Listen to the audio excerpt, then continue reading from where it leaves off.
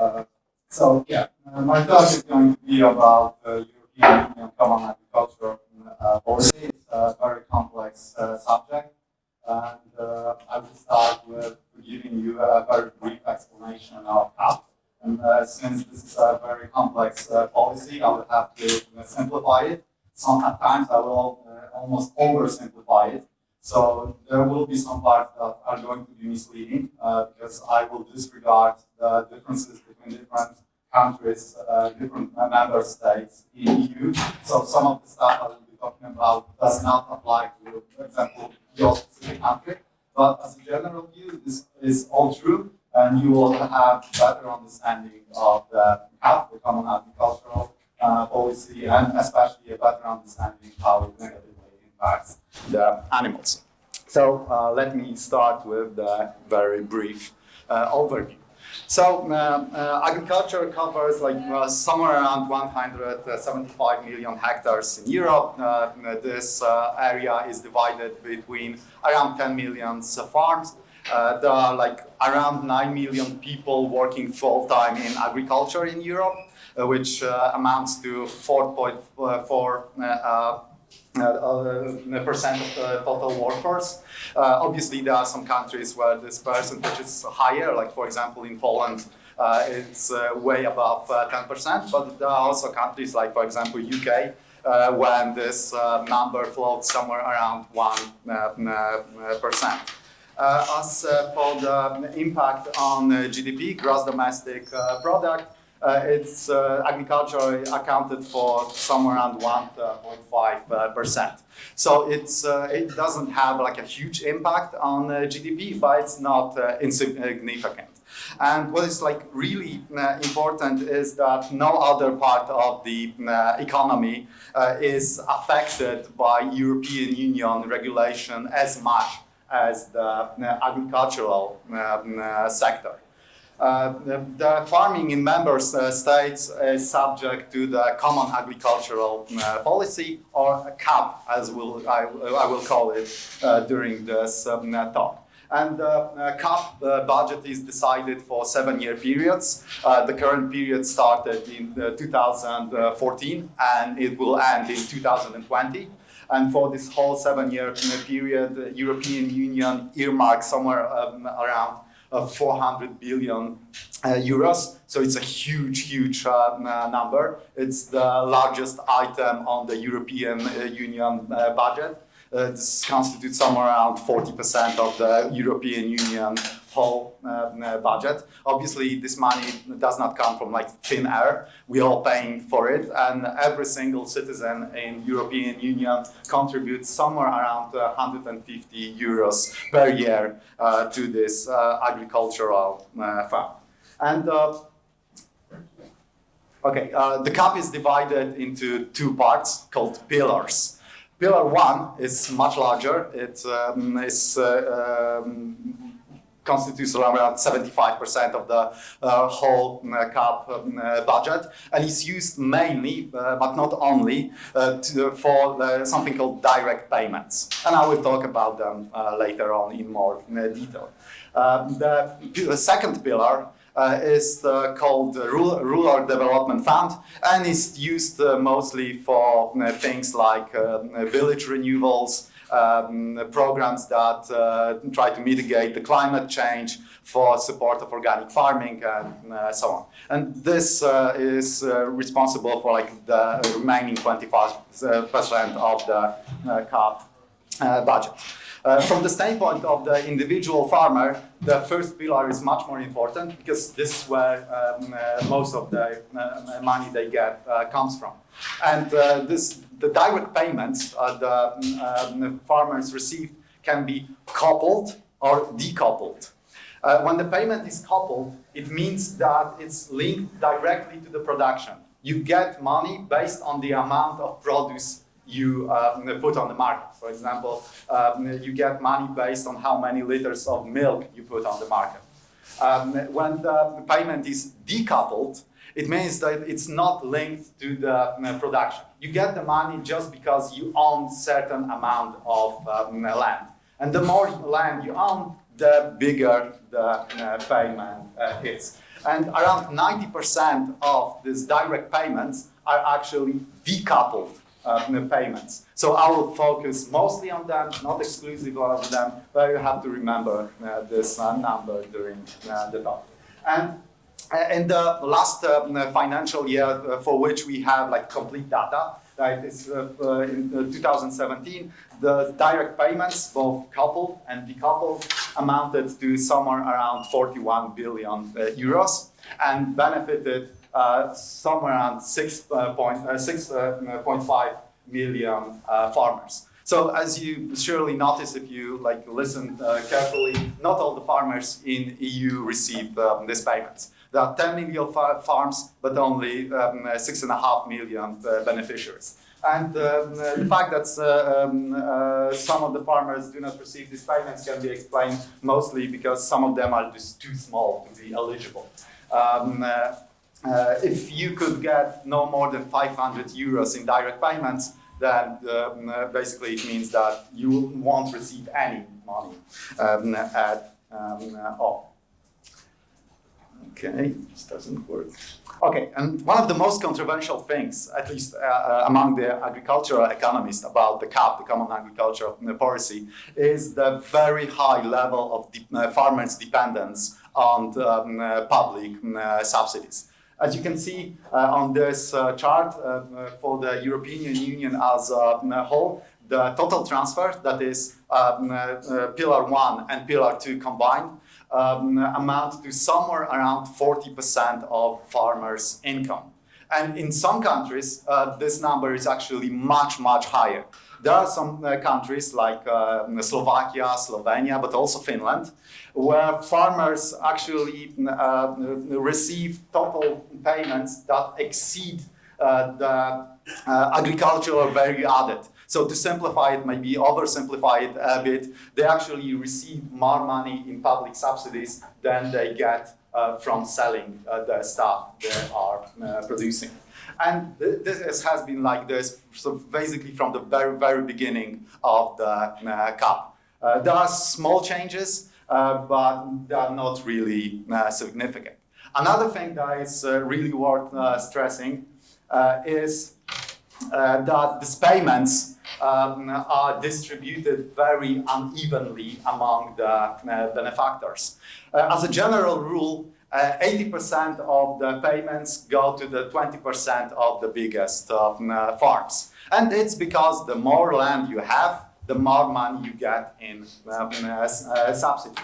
And if you look at the numbers like closely, you will surely notice something that is, I believe, quite disturbing.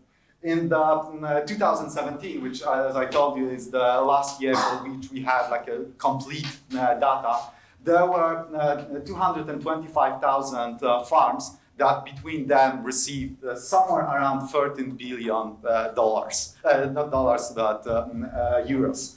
That is basically 23% of the total CAP budget.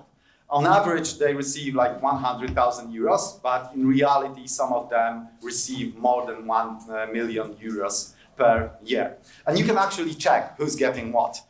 Because for quite some time, there is a law within the European Union that requires the member state to publish the data. So there are some like regional registries that you can check, but actually the easiest way to access this data is to visit this site, farmsubsidy.org, when you can check who's getting what money. And this is actually very interesting lecture. I definitely encourage you to visit this website, especially if you live like in the UK. Because you will surely notice that there's an interesting commonality between the biggest benefactors. That most of them have this like weird little thing before that they put before their names. It's like Sir, Lady, Baron. Most of them are like aristocracy. People who receive from the Lady of the Lake a special title. all this kind of myths. And obviously in other countries it's similar, even you don't have like an aristocracy in a proper sense, then you have like an industrial aristocracy, and most of the money goes to the like really rich people who absolutely do not need any kind of subsidies. Okay. Okay, so the result of this policy is actually pretty easy to figure out. Since you get money based on how much land you own, the bigger your land is, the bigger the payment you receive. So all around Europe, the average farm size is increasing, somewhere around 4% per year. And as a result, land is becoming more and more monopolized. You can here see another example of something called Pareto principle. In the EU as a whole, 82% of the land belongs to the 20% of the richest farmers. And in some countries, it can be even higher. There are obviously some countries where the number is lower, but average for the EU is 82%. So land is becoming concentrated in fewer and fewer hands. Sorry for this, it's not working properly. Okay, so the farms are becoming bigger, but the amount of farming land in Europe stays more or less the same. So it means that the number of farms is decreasing. And yeah, Europe is losing farms. Between 2005 and 2013, around 3.7 million farms cease to exist. It happens all around Europe. It does not. It's not something that happens only in like new member states. Also, in old Europe, like in Germany, Belgium. This thing is ongoing, and as a result, also tenancy is becoming more and more important from the like purely economic standpoint. Okay, so the number of farms goes down, which means the numbers of beneficiaries also goes down. But the budget has been already decided, and it's constant. So what does it mean? That the amount of payments the individual beneficiaries receive is actually getting higher. It's good to be a farmer, especially if you're a big farmer. And the farmers are very jealous about their gains. And as a result, they guard these benefits. They basically have captured the most important regulatory institutions in the European Union that deal directly with CAP. And here you can see one example.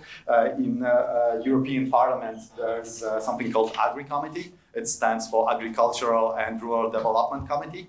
Right now, it consists of 48 members, and at least 21 of them are CAP recipients, like direct payments recipients, or people who in the past were representing agricultural interests at some public forums.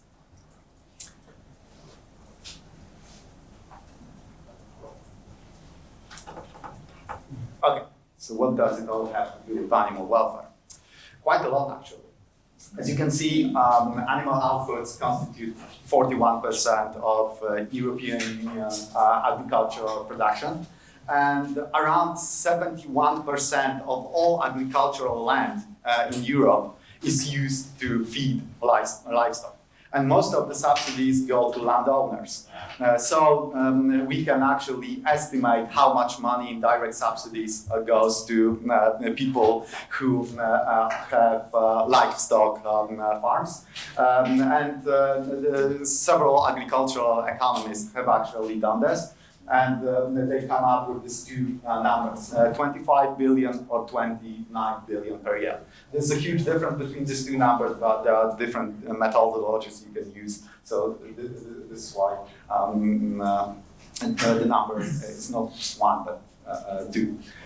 For coupled support, the coupled payments that are linked to production, it gets actually easier because here European Union collects all the necessary data, so we know the exact amount of money that goes to farmers in form of coupled support to some animal production. Here's a chart that you can use, and if you combine all the coupled payments that go to the agriculture, the animal industry, the number is somewhere around 3.2 billion every single year. So in total, if you combine the coupled and decoupled payments, the number reaches like 28 billion or 32 billion every single year. So it's a huge number. That's an enormous subsidy. And this money is unfortunately feeding the growth of factory farming. I told you that the number of farms in Europe is decreasing around 26%. During the 2005 and 2013, European Union has lost somewhere around 26% of farms. With livestock farms, this process is even more pronounced. Here we lost somewhere around 32% of the livestock farms. And the ones that survive are getting bigger and bigger, and which is even more important, especially for like animal rights movement. The big farm are also increasing their livestock density. So most of them are huge factory farms, and this kind of farms receive quite a lot of money. How much exactly goes to factory farming? It's impossible to tell because European Union does not collect the data. But we know how the money flows around agriculture in Europe, so we can estimate the number, and it's pretty large. Like most of this number goes to the people operating factory farming. Okay, but some defenders of the CAP may claim that the people who receive the direct payments have to follow some rules. These rules are called the European Union cross-compliance. And among the cross-compliance rules, there are some animal welfare rules that have to be supposedly followed. And there are many people, especially many officials within the European Union, who claim that the animal welfare laws in Europe are the most strict in the whole developed world. Yes, but no. There are several extremely important exceptions to this requirement of following the cross-compliance rules. First of all, the farmers who receive payments from CAP budget are required to follow only 3 animal welfare directives. And it's not like European Union issued only 3 directives. They issued many more, but only 3 of them apply to the people who have access to CAP direct payments. And this is a directive that's connected to animal welfare standards for cows, for pigs, and one general farm animals directive. So, for example, and this is probably most important, the people who have access to CAP do not have to follow the directives on poultry, both the A-line hens and meat chicken. No one accepts that they will follow, and no one will check. And this is another huge problem, and at least some of the officials within the European Union are well aware of it. There are some reports issued by European Union bodies, as well as some independent reports, that claim that one of the biggest problem with CAP is that enforcement is lacking. There is basically no apparatus that can check if people who are supposed to follow the rules actually are following them. And there's somewhat funny or silly story about this. A few years ago, then Agricultural Commissioner Hogan visited one special farm in Romania. I'm not sure if you are familiar with the concept of Potiomkin's village. It's basically like a sham village that is created to basically show that things are much better than they truly are. And this farm in Romania was basically a kind of a Potomkin's village. And it was supposed to show how the European Union money benefit rural Romania, how it can develop, and how it uses this money properly. But to his great surprise and to his credit, horror, Hogan quickly noticed that this perfect farm does not actually comply with one of the 3 animal welfare directives that the CAP recipients are required to follow, namely the one setting standards for pigs. But nothing happened. That's why Romania is one of the countries, and there are many countries in the European Union about which I can say the very same thing, that participate in something called early warning scheme. And this early warning scheme means that failure to comply, if it is a first instant, results in warning only. That's it. You don't get any fine. No one limits the amount of subsidies you get. It's warning. So, European farmers do not have like nightmares that someone will come in the middle of the night and say, "Ahoy, I want to check your farm for irregularities." It's not going to happen. So it's bad, right? Actually, it's even worse than that, because none of the rules, cross-compliance rule, apply to farmers who participate in something called small farmer scheme. Basically, none of the rules apply to small farmers. And there are different rules between member states on how to measure whether the farmer is small or not. But as a rule of thumb, I can say this: if you will get, you can get no more than 1,250 euros in direct payments, then you are considered to be a small farmer. And then none of the cross-compliance rules apply to you. You're not expected to follow them. Okay? And this small farmer scheme is applied in 15 member states. And here you can see how many farmers actually are considered small farmers in those countries. As you can see, sometimes the number is shockingly high. In Romania, it's 80%. In Malta, it's 90%. But there's also some countries like in old Europe, which also, with this scheme also, is operational, like Denmark, with 10%, there's Austria, 15%. So, very large number of farmers doesn't have to follow the cross-compliance rule. Animal welfare law do not apply to them, basically. That's an oversimplification, but in practice it is. I just told. But to be precise, you also have to remember that these are like small farmers.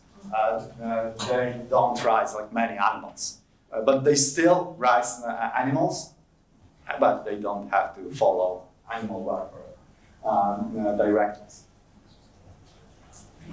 Okay, So what can we do about it? It's actually a very good time to ask this question because, as I told you at the beginning, the CAP is revised every 7 years. The next 7-year support period starts in 2021, and right now the European Union is preparing for the next CAP budget, and the official trialogue has started. It's called trialogue to signify that there are 3 major players in this area. European Commission, and that first comes up with a proposal, and then this proposal is discussed and amended by European Parliament and Agricultural and Fisheries Council. It goes back and forth between all those institutions until something approaching the compromise is reached. And last year, the European Commission presented proposals for the next round of CAP, and here you have all the most important issues. Basically, almost all of it stays the same. I will focus on just 2 things that may be interesting in the future. That finally the Commission realized that subsidizing rich and powerful farmers may be not in the best interest of the European Union as a whole.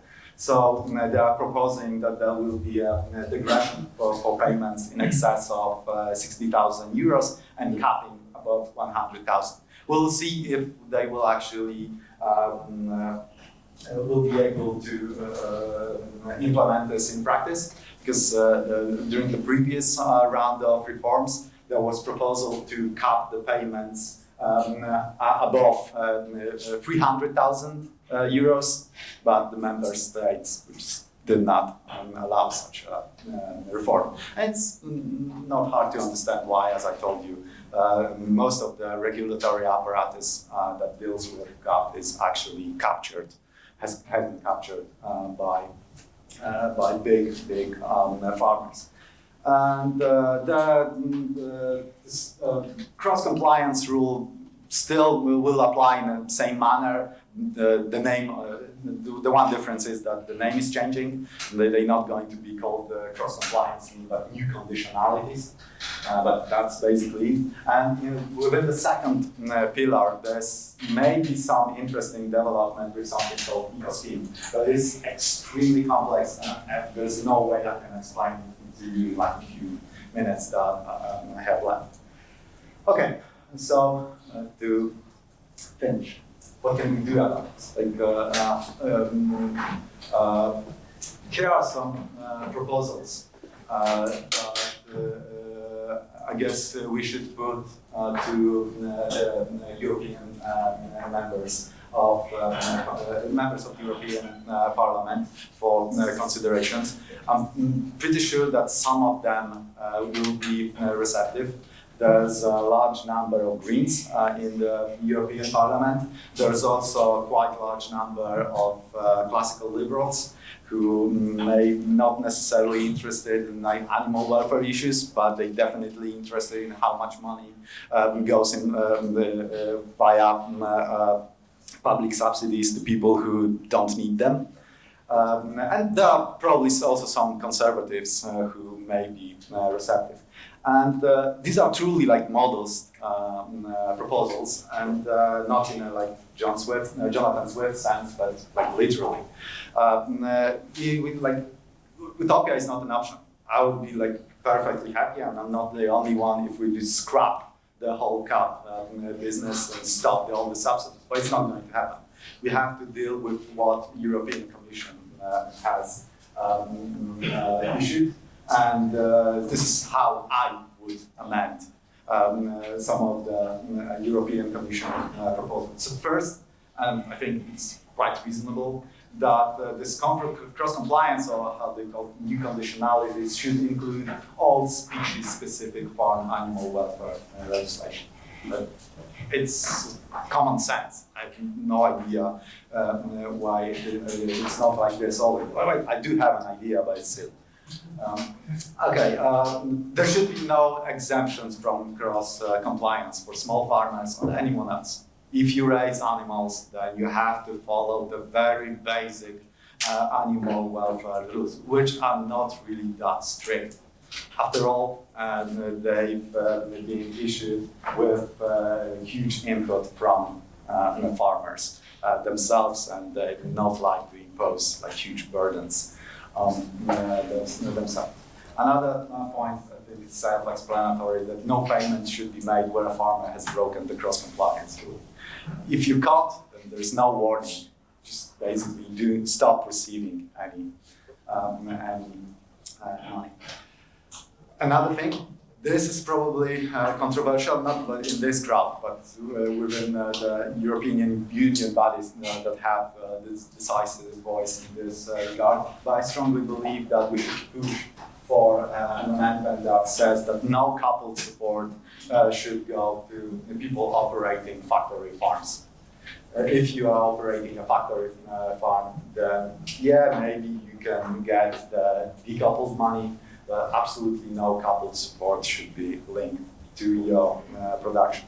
And there is also some things that we can ask with regard to some changes in the second pillar. I'm not going to go into details because, as I told you, it's like extremely complex issue.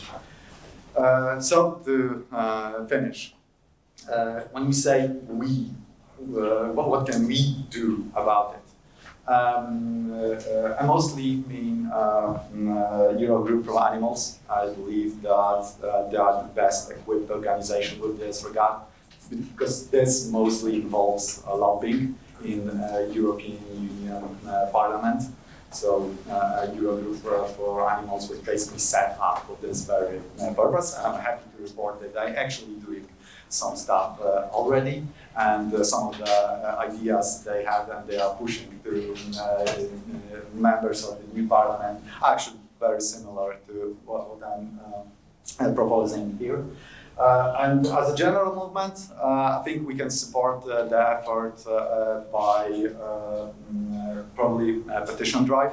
I think like past petition drives like End Big Pain, and to a certain extent even the currently ongoing and Cage Age petition campaign shows that there is a huge interest in improving animal welfare in issue. There are many people who actually do care and are willing to engage in supporting this kind of action. And I believe it's extremely important because the members of the European Parliament have to know that they're not only dealing with a very powerful animal industry and or in more general very powerful farming industry, but also with a very large number of dedicated people who actually care about animals and what happens to them on farms. Okay, I guess that's it. I hope you learned something, that I hope I didn't bore you. If you have questions, keep them to yourself, because I'm already tired. No, I'm joking. I can answer questions. Obviously now I'm also will be at this conference till Sunday. So if you would like to talk about CAP in more details, you can always look for me somewhere in the crowd. But just remember that I'm probably not wearing this stuff all the time. It's actually quite hot in here. Okay. Okay, so if you have questions, just raise your hand and I will come to you with the mic. Thank you very much. Do you have a homepage or a Facebook page where you could look up a lot of this stuff and with links I can and stuff? probably link this whole presentation at the Facebook group for the participants of CAP. That would be great because there's a lot of information. Yeah. Thank you. Yeah.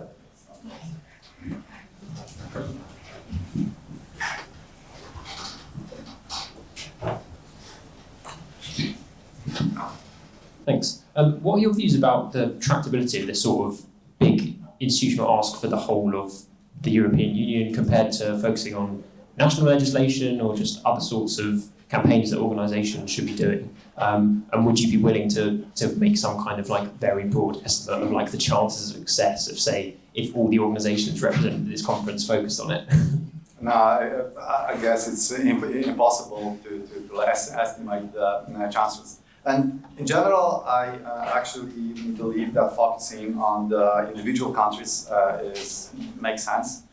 I would also claim that focusing mostly on corporate campaigns makes sense.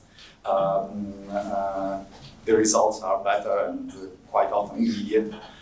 With legal changes, it's not always the case. But with CAP, what is important that it's one huge policy for the whole European Union. As I told you at the very beginning, there are some differences between member states, because especially within this second pillar, they have some flexibility how they use the money and they can channel it to different uses. But the general framework applies to the whole Europe.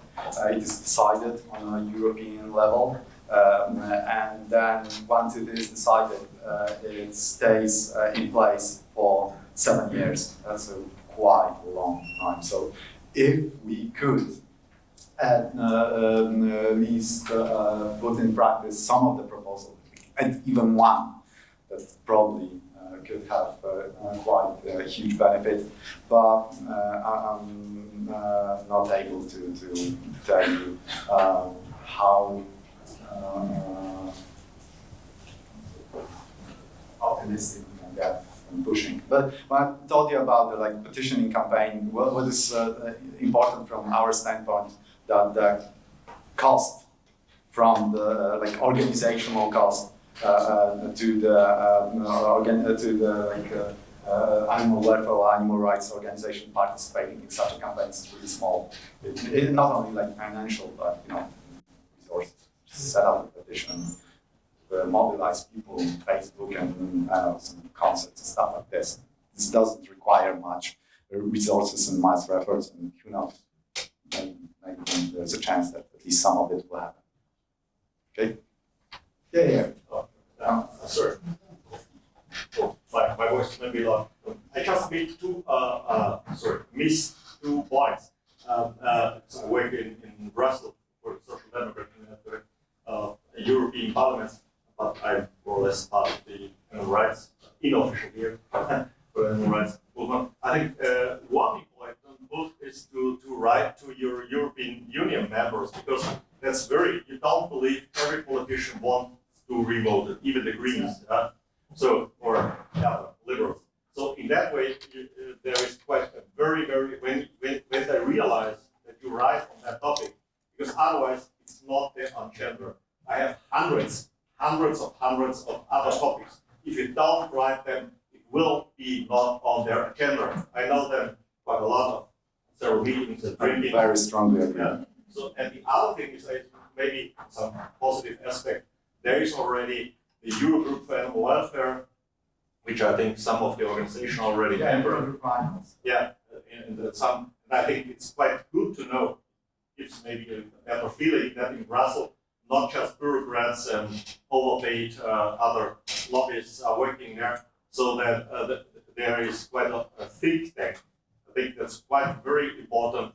Who be Eurogroup for Animal Welfare? About 20 or 25 people of the so-called orthodox animal welfare people trying also to do their work. So I think it's quite, we are joining the same task in that way. I think it's very important to work together for better law enforcement or bigger goals or whatever. Thank you. I agree. So I have two questions.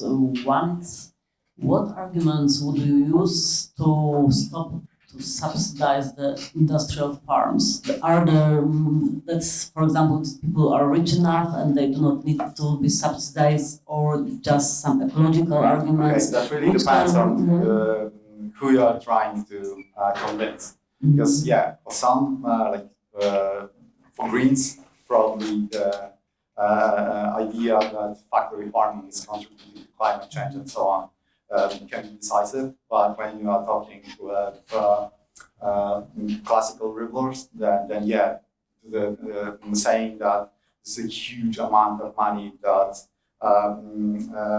farmers get as a form of rent seeking. I'm not sure if you're familiar with this term, it's very economic, but no, mine is quite popular among the economically conscious liberals. Should be quite convincing. When you're talking with conservatives, I would focus mostly on how the factory farms operate. They are not the kind of farms that we remember from our childhoods. These are huge industrial operations that are ruining the countryside, the cultural heritage, or whatever. There are many different types of arguments you can use, and I don't believe that there's one that one size fits all. And the second question is still, how do you cope with these decoupled subsidies? Because, it's very good way with this coupled, because, when there is a production concern. But what about this, which is connected only to the area? And when, of course, this system also is harmful, especially for calf, as I understood. The question was about decoupled or coupled payments? This kind of subsidies which comes with area, just area. Decoupled. Okay. This is the probably major issue, mostly because this is where most of the farm makers their money. Substantial part of income, and with this, I don't think we can get good results. I would hope mostly that they will be able to pass this rule, that there's going to be regressions and capital. But even about this, I'm not optimistic.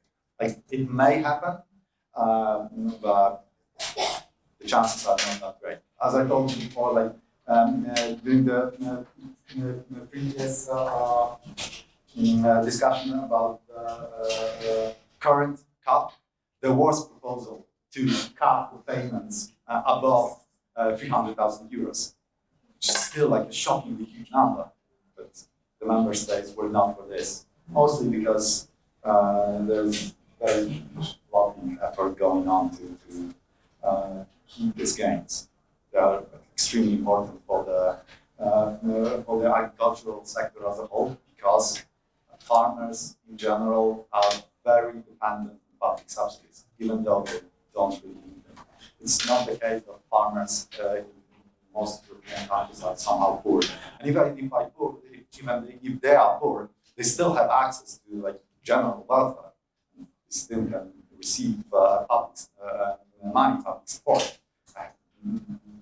I really cannot explain why they're also getting this huge pile of money on top of welfare. And most of them are not welfare recipients. These are extremely rich people who get money basically as a form of rent seeking. Okay, we only have time for one last question, but if you have more questions, then you can reach Włodek in the corridor or in the building somewhere. I was wondering if the time now is seems to be quite decisive,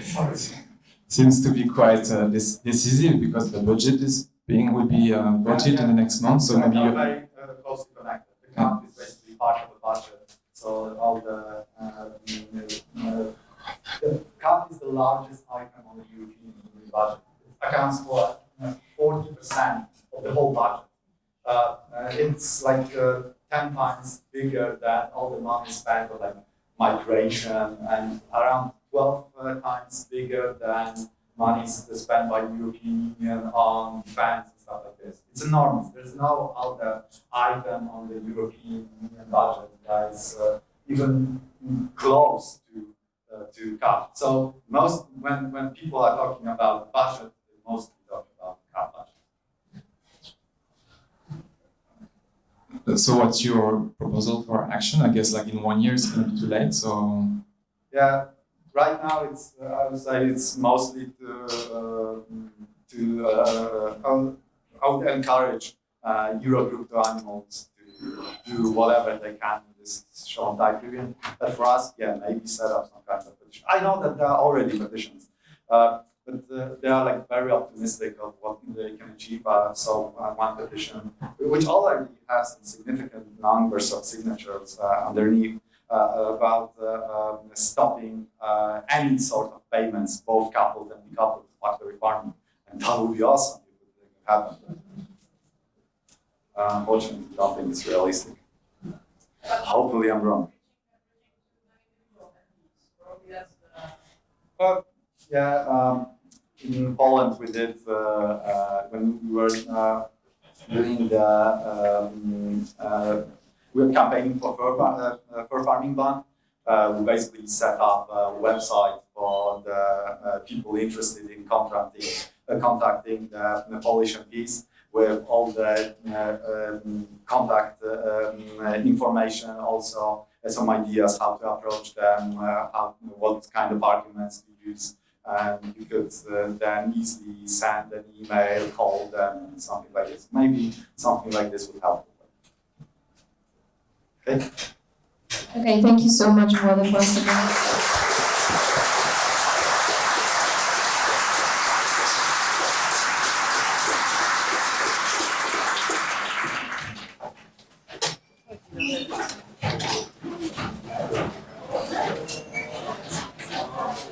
Okay.